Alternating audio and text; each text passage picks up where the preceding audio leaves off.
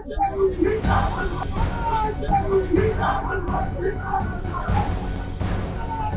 साथियों का बहुत बहुत धन्यवाद। मैं अपने पूरे सीता की तरफ से, उसकी टीम की तरफ से, अपने यहाँ मौजूद सभी साथियों का इस स्वागत के लिए तहे दिल से आभार प्रकट करता हूँ, धन्यवाद करता हूँ। साथियों, जैसे कि आपको पता है, ये लड़ाई कोई दलगत लड़ाई नहीं थी। ये लड़ाई सत्ता और जनता के बीच की लड़ाई थी। एक तरफ पूरी सरकार थी, शासन था, उनका सिस्टम था, और एक तरफ सत्य के साथ खड़ी सीता थी। मैं पूछना चाहता हूँ आज फिर सरकार से, शासन से पूछना चाहता हूँ कि आखिर वो सीता से इतनी क्यों डरी सहमी हुई थी। ये जवाब अभी भी देना पड़ेगा, क्योंकि जनता ने तो जवाब दे दिया है, लेकिन सत्ता को जवाब देना पड़ेगा कि क्यों सीता के सही नामांकन को, दुरुस्त नामांकन को गलत सिद्ध करने की कोशिश की गई। और सकलाना की उस महान जनता को भी बधाई देता हूं जिसने अपनी बेटी का साथ दिया, और इस बेटी ने पूरे हिंदुस्तान भर में एक नजीर बना दिया। जो फैसला आया हाई कोर्ट का और सुप्रीम कोर्ट का, वो हिंदुस्तान भर में आज तक कभी नहीं आया था, वो सीता के लिए आया, इसलिए सीता को विशेष बधाई।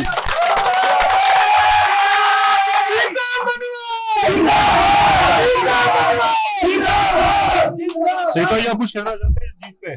आप सभी साथियों को मेरा बहुत बहुत धन्यवाद। कौन से एरिया से जीते?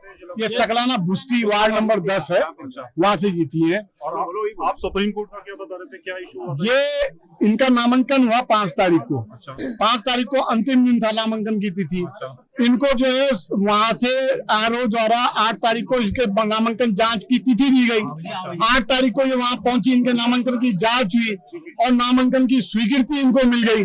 स्वीकृति मिलने के बाद 9 तारीख को इनके फोन पे नोटिस आता है कि आपके नामांकन में जो है किसी ने आपत्ति दर्ज करी है, प्रतिपक्ष ने, इसलिए आपको आना पड़ेगा। ये भागती दौड़ती किसी तरह से वहां पहुंची, जवाब देने की कोशिश करी, आरओ ने जवाब ही नहीं लिया। आरओ ने मना कर दिया कि हम जवाब कोई रिसीव नहीं करेंगे, और रिसीव नहीं किया। उसके बाद ये बोलती रही, नहीं रिसीव किया। रात तक वहां रही, 11 बजे तक, रात तक आरओ द्वारा कोई सूची चस्पा नहीं करी गई। जब स्वीकृत और निरस्त की सूची चस्पा करनी चाहिए थी, वो जब नहीं करी तो दूसरे दिन ये चली गई। और दूसरे दिन, जो कि जबकि 8 और 9 तारीख को स्कूटनी की तिथि थी, और जब 8 तारीख को स्वीकृत हो गया तो 9 तारीख को कोई मतलब ही नहीं रह गया था। लेकिन फिर भी अगर 9 तारीख को आपने स्कूटनी गई तो 9 तारीख को आपको जांच के बाद सूची चस्पा कर देनी चाहिए थी। लेकिन आपने 10 तारीख को सूची चस्पा जानबूझ के इसलिए करी ताकि शनिवार और इतवार का दिन पड़ जाए आगे और सीता कोर्ट न जा पाए। लेकिन सीता को और मेरे साथी भाई आनंद बिष्ट को और तमाम साथियों को मैं बधाई देता हूँ कि हमने सीधा वहां से जब 10 तारीख को सूची देखी, 10 तारीख रात को ही सीधा हमने नैनीताल का रुख किया। और नैनीताल हाई कोर्ट में हमारे विद्वान अभिवक्ता अभिजय नेगी हमारे साथ थे। अभिजय नेगी ने रिट हमारी दायर की, और हाई कोर्ट से 16 तारीख को हमें फैसला मिला, और हाई कोर्ट ने कहा कि जो इनका नामांकन निरस्त हुआ उसको स्टे किया जाता है और इनको चुनाव में प्रतिभाग करने दिया जाए। चुनाव में प्रतिभाग करने गए तो निर्वाचन आयोग ने सीता की जगह सीमा लिख दिया आदेश में जानबूझ के, एक दिन और उलझा दिया। और 16 तारीख का आदेश 18 तारीख तक को हमें नामांकन शाम तक मिला, वो चुनाव चिन्ह शाम को मिला। 19 तारीख को वो भी तब मिला जब हम निर्वाचन आयोग में जाके धरने पे बैठे कि ये नाम काम होना चाहिए। और पता चला कि उस बीच जो है हमारे जो प्रतिपक्ष है वो सुप्रीम कोर्ट चले गए, और वो सुप्रीम कोर्ट हाई कोर्ट के फैसले के खिलाफ गए। लेकिन हमने वहां चूंकि कैविट दायर करवा दी थी, इसलिए सीता का पक्ष सुनना सुप्रीम कोर्ट की मजबूरी थी।